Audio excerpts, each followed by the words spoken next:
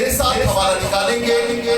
मुकद्दस यूहन्ना रसूल की मार्फत लिखा गया इंजीली बयान उसका 3रा बाब और उसकी पहली 7 आयत का आज हम मुतालिया करेंगे।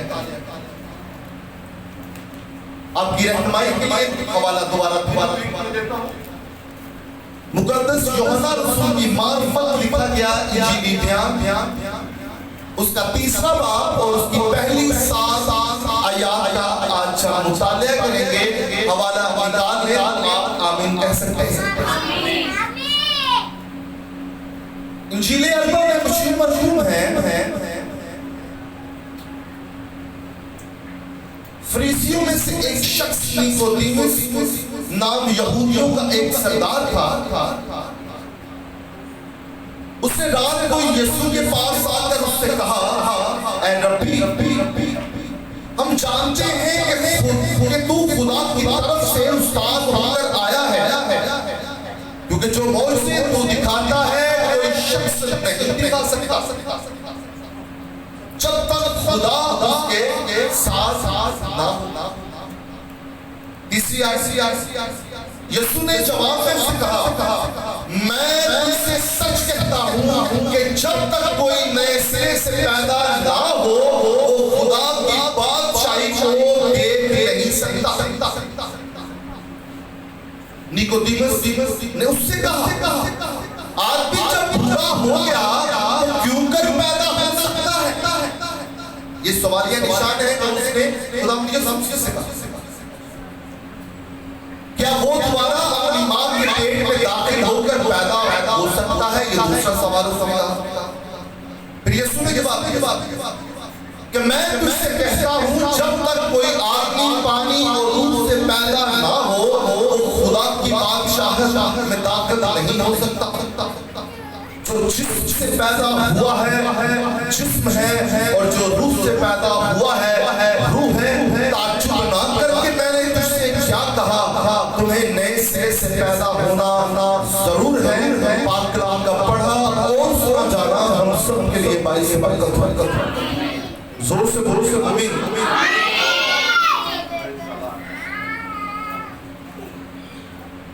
मेरे अजीज बहन भाइयों आज एक बड़ा खूबसूरत जो पैसेज खुदा ने मुझे दिया जो वाटर बैप्टिज्म के साथ ताल्लुक रखता है, लेकिन रूह के बैप्टिज्म के साथ ताल्लुक रखता है, होली बैप्टिज्म के साथ ताल्लुक रखता है। यहाँ पर खुदा यीशु मसीह इस पैसेज में एक शख्स से मुखातिब है। खुदा यीशु मसीह के और एक शख्स के डायलॉग हो रहे हैं और एक ऐसा शख्स जो आलम और फासिल है वो यीशु के पास आया है, कोई आम शख्स नहीं। ये शख्स के बारे में मैं बात कर रहा हूँ, इसका नाम निकोदेमुस और ये यहूदी फिरके के मुताबिक फरीसियों की नस्ल से उस फिरके से ताल्लुक रखता था और ये सनहेड्रिन की जमात का मेंबर था। सनहेड्रिन की जमात वो थी जो 72 लोगों पर मुश्तमिल होती थी और यही वो लोग थे जो हैकल में कवानीन बनाते और नाफिज करते थे। और ये एक सरदार था और एक उस्ताद भी था, लोगों को टीच भी किया करता था। इसका मतलब ये है कि ये पढ़ा लिखा और आलम और फासिल शख्स था, कोई आम शख्स नहीं था और इसको पता था कि सही क्या है और गलत क्या। ये यीशु के बारे में तालीमात हासिल कर चुका था। यहाँ से आने से पहले यीशु के आने से यीशु के पास आने से पहले इसने उसके बारे में बहुत सारी अहम बातों का इंकशाफ कर लिया था। ये जानता था कि ये शख्स कोई आम शख्स नहीं है, बल्कि ये वही यीशु मसीह है जिसके बारे में कोशिश हो चुकी है।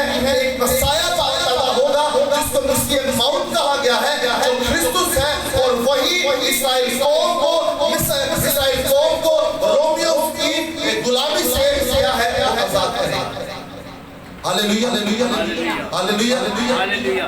ये जान और चुपके चुपके चोरी चोरी दिल में उस पर ईमान भी ला चुका है, लेकिन इसका ईमान जो है वो मुतसलसिल है, इसलिए डावाडोल है, क्योंकि जिसके बारे में इसने सुना है वो उसको देखने, उससे बातें करने का भी मुश्ताक, वो उसको देखने और उससे बातें करने का भी मुश्ताक है।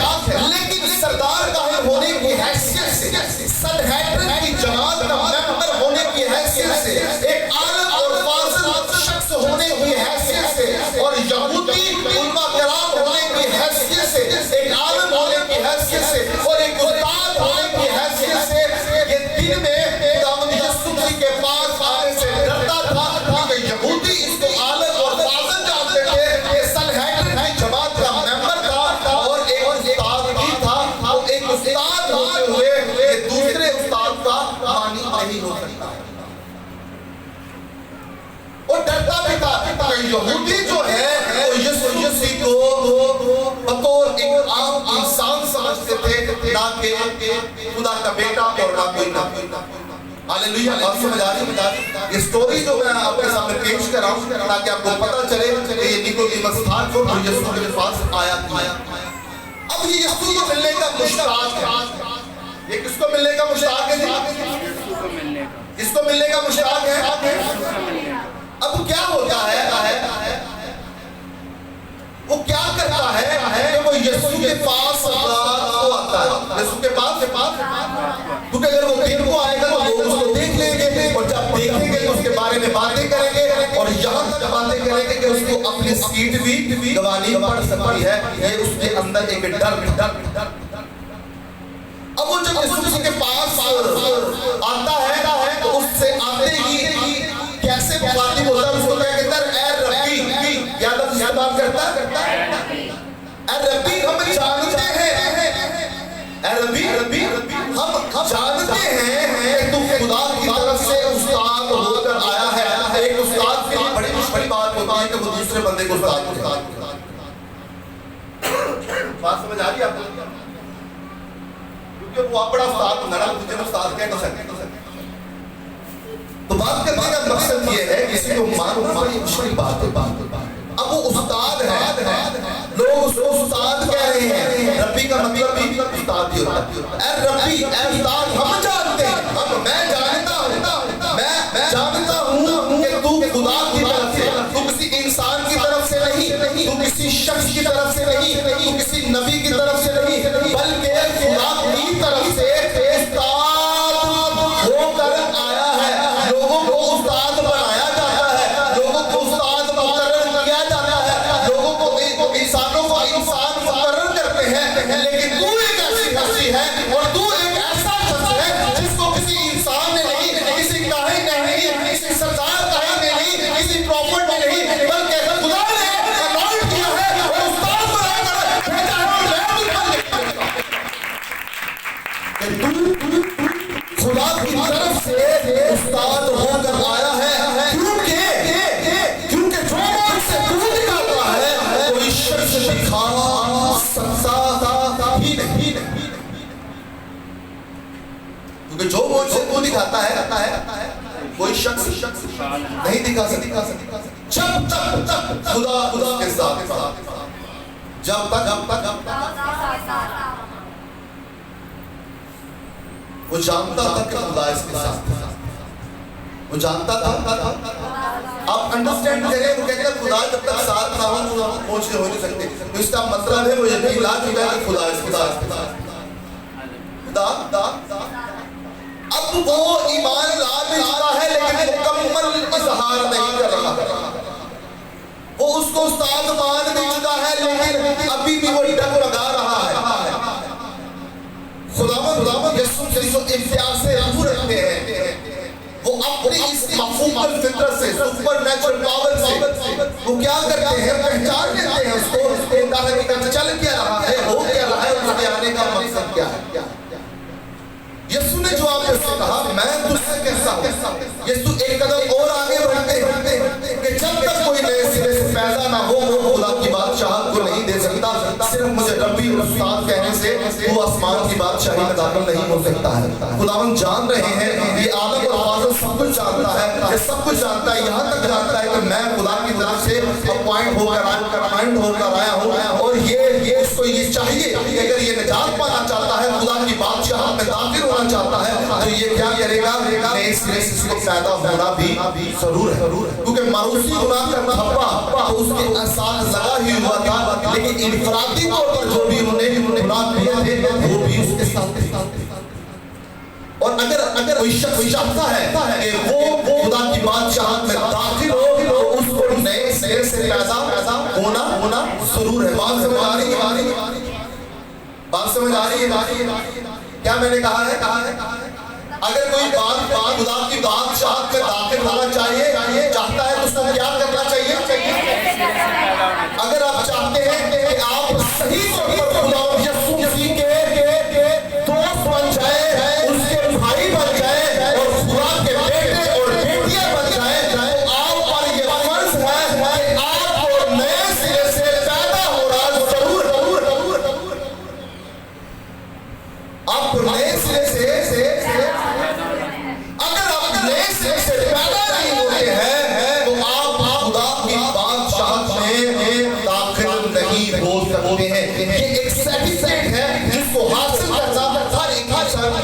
ना कि मसीह के लिए, बल्कि बलियों इंसान के लिए।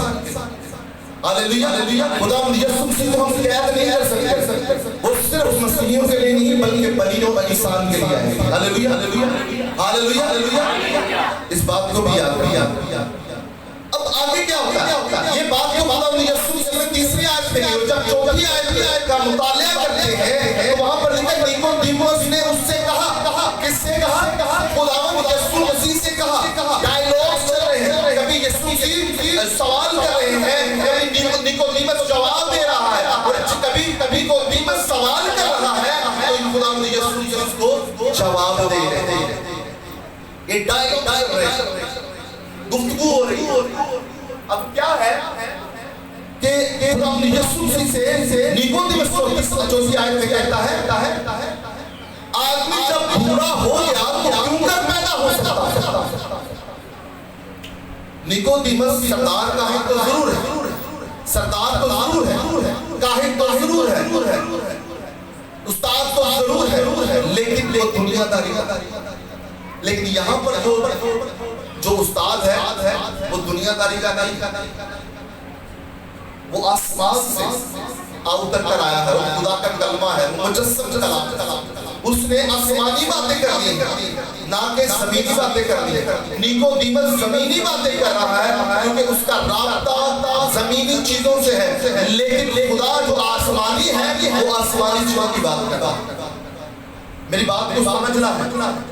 अगर आप जिस्मानी हैं तो आप दुनिया की चीजों की तलाश में रहेंगे, लेकिन अगर आप आसमानी हैं तो आप आसमानी चीजों की तलाश करेंगे, क्योंकि हमारा शहर जो है वो आसमान पर है, और वहां पर वही लोग होंगे जो नए सिरे से पैदा हुए हैं, वहां पर वही लोग होंगे जो पानी और दूध से बैप्टिज्म ले चुके होंगे, वहां पर वही लोग होंगे जो यीशु मसीह को शख्सी निजात कर चुके हैं, वहां पर वही लोग होंगे जिनका नाम किताबे हयात में लिखा होगा।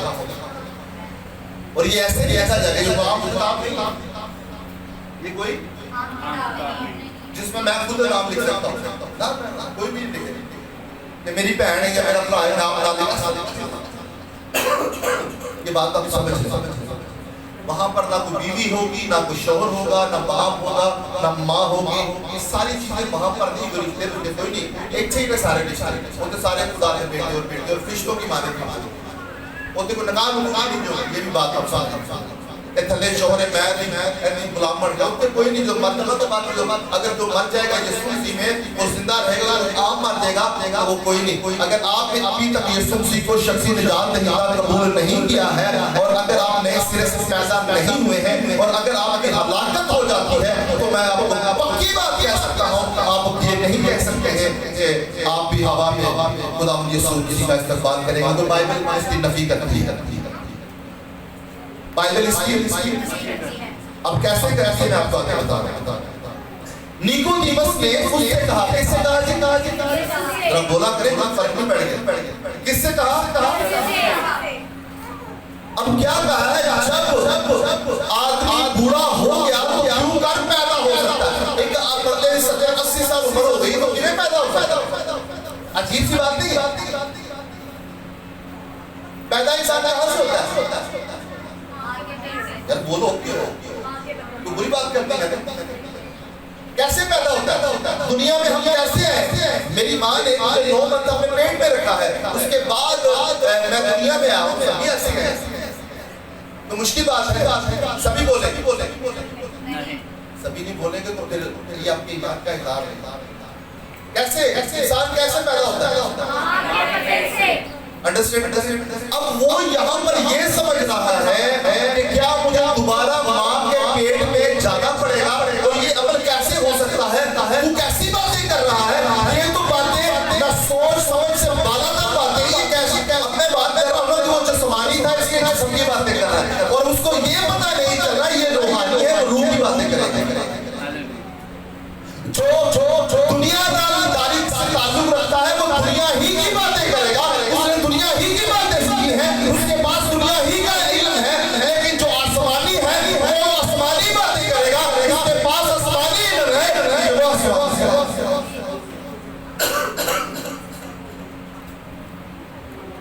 बात फॉलो कर।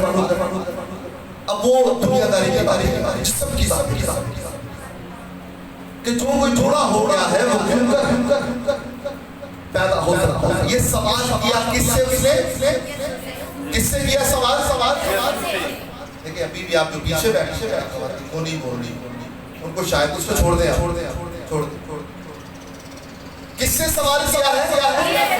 जोर से बोले, किससे किया है? अब बात समझ आ गई। अब यीशु ने जवाब उसको देना है, और क्या देते हैं? अब उससे पहले ये सवाल करके निकोदेमस फिर बात कहता है, क्या वो दोबारा अपनी मां के पेट में दाखिल होकर पैदा हो सकता है? समझ आ रही? बात समझ आ रही? निकोदेमस से खुदा के कसम से क्या कहते हैं? जब तक तू नए सिरे से पैदा ना हो खुदा की बादशाहत में। अब निकोदेमस क्या कहते हैं? इंसान खुदा हो गया तो किਵੇਂ जाके अपनी मां के पेट से पैदा हो सकता है? कि दोबारा मां के बतन में जाएगा फिर वो पैदा होगा? अहम जैसी बातें कर रहे हैं, उसके दिमाग में ये बातें चल रही है। अब आगे क्या है? आगे क्या है? यीशु से फरमाते हैं, यीशु ने जवाब दिया कि मैं तुझसे सच कहता हूं। यीशु ने जवाब दिया कि मैं तुझसे जब कभी खुदा ये कहते हैं कि मैं तुझसे सच। अच्छा यीशु से मैं कहने की जरूरत है कि मैं तुझसे सच कहता? क्यों जरूरत? ये साजिश साहब जरूरत है क्यों भला? हम इंसान है जो बोलते हैं, क्योंकि मिलकर हमेशा परेशान रहती है कि सच बोल रहे हैं तो तेरे चक्कर बड़े बड़े फंस जाते हैं। मुफ्ते जेड़ा तेरी फेवर नो प्रॉब्लम। यीशु मसीह कुर्बान होने के लिए आया तो हमें भी उससे की मोहब्बत में कुर्बान होना है। हालेलुया। मोहब्बत का एक मतलब बर्दाश्त करना भी है, मोहब्बत का मतलब कुर्बानी देना भी है। हालेलुया। अगर हम कहते हैं कि हम एक दूसरे से प्यार करते हैं और उसकी बातों को बर्दाश्त नहीं करते तो ये मोहब्बत नहीं है। अगर हम कहते हैं कि हम एक दूसरे से मोहब्बत रखते हैं, रूहानी मोहब्बत रखते हैं, वो मोहब्बत जो मसीहा ने की, तो अगर हम उसके लिए कुर्बानी का जज्बा नहीं रखते तो ये भी मोहब्बत नहीं है। एक दूसरे की बर्दाश्त करें और सह लें। हालेलुया। भैन भरा सहलो, माँ बाप एक सह रबिया लेकिन झूठ नहीं बोला। अच्छा यीशु मसीह को क्या कहने की जरूरत थी कि मैं तुझसे सच कहता? हमें इंसानों को जरूरत है, क्योंकि जब कोई बात को मानता है यार मैं तेरा सच कह रहा, मैं सच्ची है गल कह रहा, मैं तेनू किवें दसां मैं फलां वाली कसम लगा सच कह रहा कहंज होएगा, लेकिन फिर भी यकीन नहीं करता क्योंकि पता होता शायद हम सच कहेगा बाकी फिर झूठ बोलेगा। शायद वो सच ही कह रहा हो लेकिन वो इतने झूठ बोल चुका होता है उसका सच भी झूठ ही लगता है। ऐसा होता है कि वो एक चरवाहा था जो कहता था जी शेर आ गया, शेर आ गया। जिधर शेर आया उधर कोई भी ना आया। फिर शेर ही आया तो शेर ने जो किया तो पता ये सब मिसाल है ना। एक चरवाहा था जो भेड़ बकरियां चराया करता है। तो अक्सर वो लोगों को तंग करने के लिए ना कहा करता था आजो आजो मुझे बचाओ, मुझे शेर आ गया, वो भेड़ों को खा जाएगा, मुझे खा जाएगा। लोग डांगे सोने लगे। 3-4 दिन 5 दिन 10 दिन ऐसा किया था। लोग तंग आ गए थे कैसे करें। मैं तो मजाक कर रहा था, लेकिन एक दिन क्या हकीकत में शेर आ और उसमें और रोया, लेकिन उस दिन कोई नहीं, क्योंकि उस दिन सही शेर आ। और लोग जो है उससे तंग आ चुके थे, वो झूठ। इसलिए बाइबल में भी लिखा है कि झूठ नहीं बोलना। तो यीशु ने जब यहाँ पर कहा कि मैं सच कहता हूँ, क्या कहता हूँ जी? तो जब यहाँ पर सच की बात आती है तो वहाँ पर थियोलॉजी के पॉइंट ऑफ व्यू से कहा जाता है कि मैं तुझे लिख कर दे देता हूँ। मैं तुझे कोई बात लिख के दे दे, तेरे साइन कर तो बड़ी मुश्किल बात होती है, फंस भी इंसान जाता है। एमए के साइन कैसा करते हैं? आजकल साइन करोगे तो आपके साइन जब आगे जाएंगे मुखाब लगा तो वो कुछ गैर काम भी कर सकते हैं, जिसकी वजह से आप परेशान भी हो सकते हैं। अब यीशु से यहाँ पे कह रहे हैं मैं लिख कर दे सकता हूँ, जब तक कोई आदमी पानी और रूह से पैदा ना हो वो खुदा की बादशाहत में दाखिल नहीं हो सकता। कैसे पैदा हो? पानी और रूह से। अब पानी और रूह से मुराद क्या? यहाँ पे पानी रात को फ्राइडे वाले दिन मैं यहाँ पर जब कलाम सुनाने के बाद बैठा तो मैंने बच्चों से मुखातिब हुआ। 4-5 बच्चों से उन्होंने कहा मैं टेढ़े नहीं लाने बस ऐसे करना। और चंद में से एक बात परफेक्ट थी और वो आधा सच था, पूरा सच नहीं था। मैंने कहा लेकिन वो टेढ़ा ही था, उसको मैं आज पूरा करने की कोशिश करूंगा। लेकिन बात यह है कि मैं आपको हमेशा मैंने बात सिखाई, बाइबल में कभी टेढ़े नहीं लगाने। बाइबल में प्लीज ऐसा नहीं करना है। अगर आपको लग जाए सही तो एविडेंस बड़ी चीज, लेकिन वो लग गया। लेकिन इससे ये है कि ये गलत बात है। जब तक सही मुस्तनिद बात नहीं आपको सीखी उस वक्त नहीं लगाना। मैं आप सबसे भी मुखातिब और गुजारिश करना नहीं करना। अब यहाँ पर लिखा है कि जब तक कोई रूह और पानी से पैदा ना हो अब पानी उस बच्ची ने बताया पानी जो पकीज़ी को ज़ाहिर करता है, इससे कोई मुराद नहीं है वो पकीज़ी को ज़ाहिर करता है। अंडरस्टैंड? पानी किस चीज की अलामत है? जरा जोर से बोलने पूरी बात। इसकी अलामत है ज्यादा पानी किसकी अलामत है?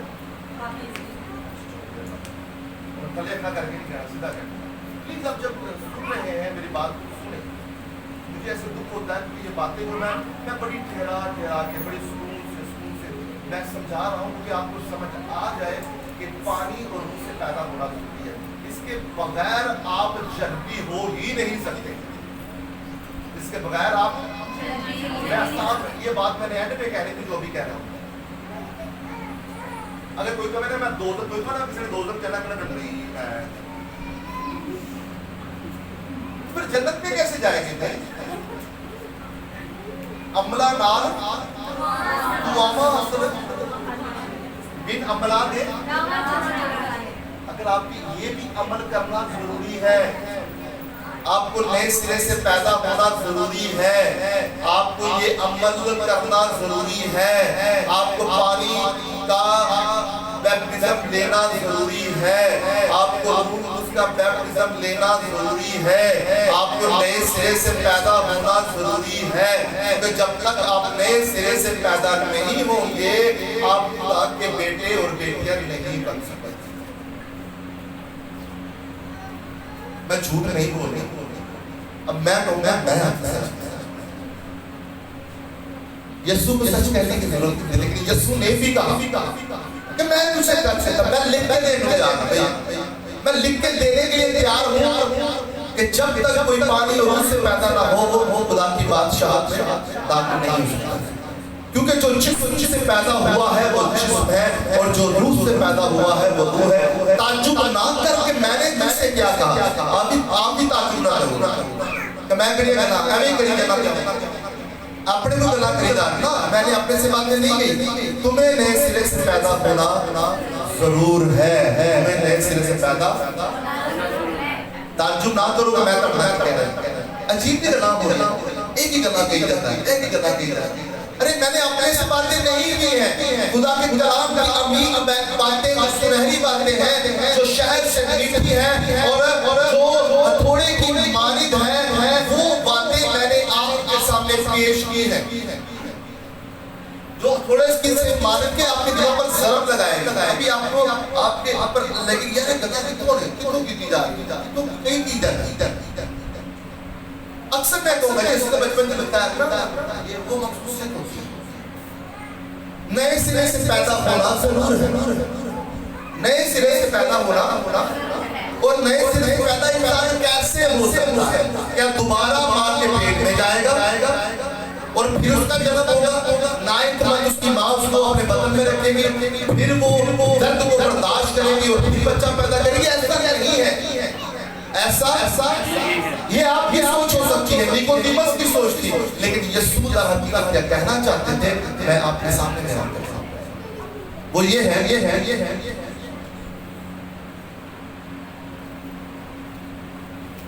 जब हम पानी का बैप्टिज्म लेते हैं तो दर हकीकत हम उसकी मौत में शामिल होने का बैप्टिज्म लेते हैं।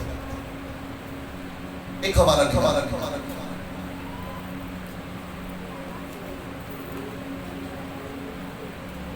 रोमियो का 3 बाब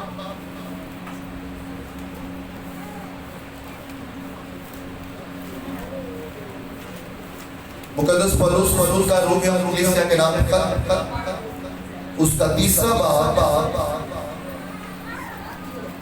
और उसकी 6ठी 7वीं आयत मैं चाहूंगा सुनिए, अगर आपको मिल जाए तो आप बुलंद आवाज से पढ़ें और जी सामने आगे बढ़े। शामिल होने का बैप्टिज्म लिया, मसीह को पहन लिया, पहनने से मुराद मसीह में छुप जाना है। लेकिन जो आयत मैं आपके सामने रखना चाहता था कुछ और आयत।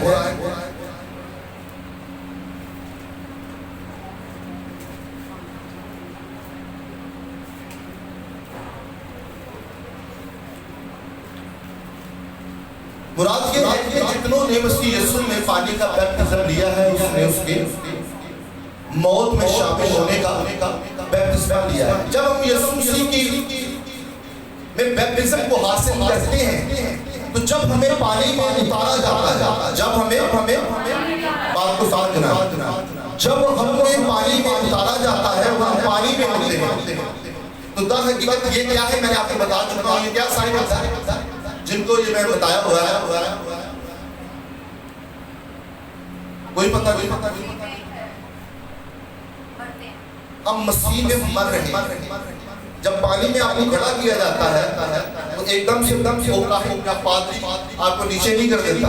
आप जब खड़े हो रहे हैं तो आप ऐलान कर रहे हैं कि हम मसीह में मर रहे हैं। और जब वो आपको पकड़ कर नीचे कर रहा है तो आप वो साइन ये है कि हम मसीह में दफन हो रहे हैं। और जब आप पानी से नीचे से ऊपर आते हैं तो उसका साइन ये है कि आप मसीह में जिंदा हो। आप मसीह में सबसे पहले नए सिरे से पैदा होने का साइन ये है आपने तौबा करनी है यीशु मसीह पर ईमान लाना। तौबा करनी है और तौबा तमाम बुरी कामों से आपने करना है। जिस्मानी कामों से आपने करने नहीं है जो आपको खुदा की कुर्बत से रोक। हर उस काम से तौबा करना, गुस्से से, झूठ से, मकर से, फरेब से, लालच से, बेगाना औरत के लालच, हर चीज से आपने तौबा करना। उसके बाद आपने खुदा पर मुकम्मल ईमान लाना। ईमान लाने से मुराद क्या है कि यीशु की तमाम तालीमात पर ईमान लाना। तमाम बाइबल की आपने पैदाइश से लेकर मुकाशवा तक जितनी कुतुब है उन पर यकीन रखना, उनकी तालीमात पर आपने अमल करना, आपने मुकम्मल तरीके से ईमान लाना। उसके बाद आपने वाटर बैप्टिज्म, आप जब यीशु मसीह को शख्सी निजात कबूल कर चुके होंगे तो आपको निजात तभी मिलनी होगी। लेकिन अगर मुकम्मल किया, जब आपने यीशु मसीह को कबूल किया है, इसके बाद रूह के फल आपकी जिंदगी में नजर आने चाहिए। क्या नजर आना चाहिए? पहले तौबा करनी है, बाद में ईमान लाना है, और तौबा और ईमान के दरमियान का जो अरसा है उसके अंदर ही आपके अंदर रूह के फल जिस तरह मोहब्बत, इत्मीनान, तसल्ली, ज़ियादारी, ईमानदारी, और ये सारी चीजें जो है मैंने गलती में 5 बाब में लिखी है, 22 में 23 में आयत है, उस पर आपने पूरा अमल करना है। उसके बाद वाटर बैप्टिज्म, फिर आप फख्र से कह सकते हैं कि आप नए सिरे से पैदा हो। लेकिन ये सिर्फ पानी का बपतिस्मा हो, ये सिर्फ उसके बाद आपने बपतिस्मा लेके घर नहीं भाग जाना बस जब नदी हो गए ना, ऐसा कुछ नहीं। अगर उसके बाद आपके अमाल अच्छे नहीं हुए, अगर आपका किरदार अच्छा नहीं हुआ, यीशु आपकी जिंदगी में से नजर नहीं आया, तो आप नए सिरे से पैदा नहीं हुए हैं, बल्कि आप किसी और सिरे से पैदा हुए हैं। जब आप रोजाना दुआ करेंगे, जब आप रोजे रखेंगे, आप रो के दुआ करेंगे, घुटनों के बालों पर दुआ करेंगे, और रूह के बैप्टिज्म को अपनी जिंदगी पर मांगेंगे, रूह कुछ को अपनी जिंदगी पर मांगेंगे, और जब पाक रूह आप पर नाज़िल होगा तो आप भी उसी तरह जब 120 लोग की जमात में लोग गैर ज़ुबानें बोल रहे थे, और आप भी वो बोलना शुरू हो जाएंगे, और खुदा आपके लिए बहुत सारे डोर ओपन भी कर आपको फॉलो कर। अभी भी बहुत सारे लोग हैं जिनको अभी रूह भी उसका बैप्टिज्म नहीं हुआ है, तो मैं उनसे गुजारिश करूंगा कि प्लीज आप दुआ जितनी ज्यादा दुआ, आधा घंटा नहीं, घंटा नहीं, 3-4 घंटे दुआ रो के खुदा क्यों पाक रूह मेरी जिंदगी में नहीं आ रहा है, क्यों मुझे तेरी बरकतें और तेरी नेमतें नहीं मिल रही है। वो देना चाहता है लेकिन हम खुद ही लेना नहीं चाहते। बात समझ आ रही? बात समझ आई? अभी इसको जरा बंद कर दीजिए।